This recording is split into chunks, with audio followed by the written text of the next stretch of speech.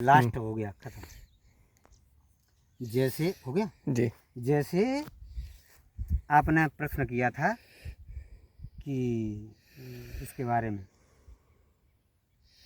गरीबी और से इनके अधिकारियों के बारे में, नेताओं के बारे में या राजाओं के बारे में।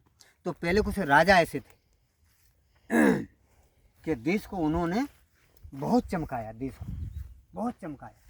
और उन्होंने यानी जितना भी धन होता था प्रजा से टैक्स लेते थे, मामूली सा टैक्स लेकर के, और वो गांव में लगाते थे।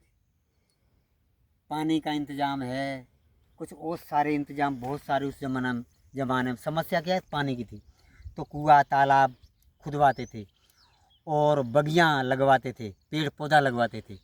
और इनको शर्म नहीं आने आती है नेताओं को, हैं कि वो क्या करते थे, तालाब खुदवाते थे, कुआं खुदवाते थे। कहाँ, रास्ता में, कि जो व्यक्ति आने जाने वाला, और वहीं पे रास्ते के पास ही बनवाते थे बड़े बड़े बाग।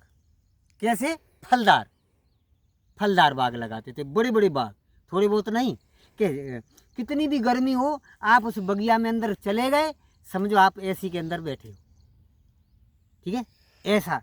ऐसी यानी वो ऐसा कुछ काम करते थे पहले, कि खुद तो सुकून में रहें और आने जो जनता आने जाने वाली उसको भी सहूलत रहे, हैं। और इनने तो इंजन बना के पेट्रोल के धुआं से लोगों को क्या हाल कर दिया। बोले हम देश को आगे ले जा रहे। तो सुनो, पहले के समय में 60-70 साल के पहले या 100 साल के पहले गलियों में आवाज़ आती थी। वो जो बर्तन बेचने वाले आते हैं ना, वो आवाज़ मारते थे, ले लो भाई ले लो, सोने चांदी के बर्तन ले लो, पुराने बर्तनों से बदलवा लो। यानी सोने चांदी के बर्तन बेचने आता था, ऐसे आवाज़ मारता था, ठीक है।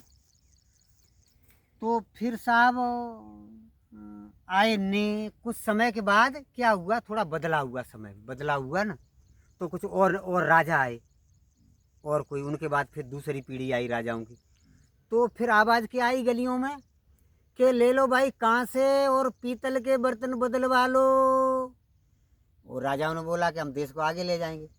तो सोने के चांदी में से कहाँ गए, कांसा पीतल के बर्तन की आवाज़ गलियों में आने लगी बिकने की, ठीक है। अच्छा, फिर आए नेता बोले मैं देश को आगे ले जाऊंगा। अब जी कहाँ आगे ले जा रहे, समझ लो किधर ले जा रहे आगे।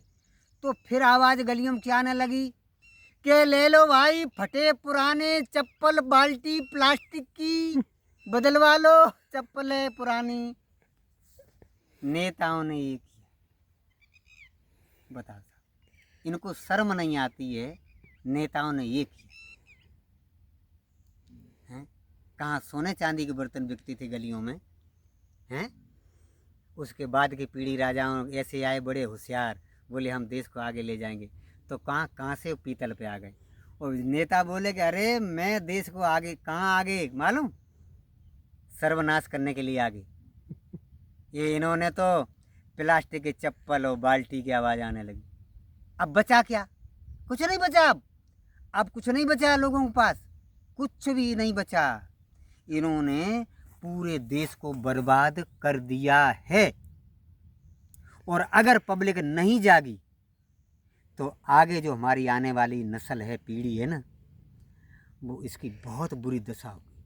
वो ऐसा भयंकर युद्ध होगा इतना कि जहाँ भी नेता देखा जाएगा या बड़ा आदमी, उसको मार दिया जाएगा, उसको ख़त्म कर दिया जाएगा।